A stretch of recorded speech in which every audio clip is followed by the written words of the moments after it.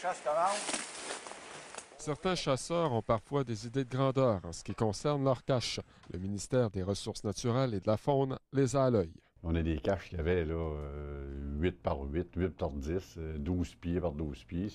C'était impressionnant, les grosses structures qu'il peut y avoir là, en forêt. Là. Très grandes, qui offrent des possibilités de coucher. Selon la loi, au sens strict, bâtir un chalet ou une cache sans permis sur des terres publiques est illégal. La définition d'une cache, c'est quelque chose qui est temporaire, qui est démontable après l'activité. Des chasseurs l'ont appris à leurs dépens dans Charlevoix, où une opération s'est tenue. 35 avis comme celui-ci ont été apposés sur des installations. Sur le papier qui est affiché sur l'occupation, c'est déterminé qu'après 7 mois, s'il n'y a pas eu d'action, le ministère prend en possession. Au final, une douzaine de caches ont finalement dû être détruites. La façon de s'en départir, nous, c'est par le feu. On fait ça l'hiver. Ce qui a soulevé du mécontentement. Il y a ces opérations-là qui se font partout dans la province.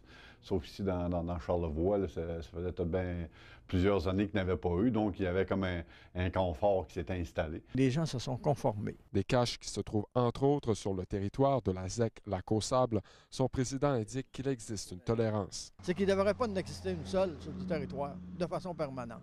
Mais le ministère a accepté de tolérer une dimension qui est de 24 pieds carrés. Il y en a quasiment 1 au kilomètre carré sur le territoire.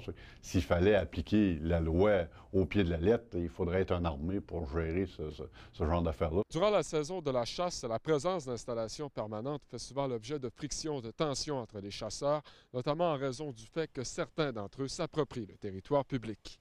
Patrick Harvey à la Malbaie.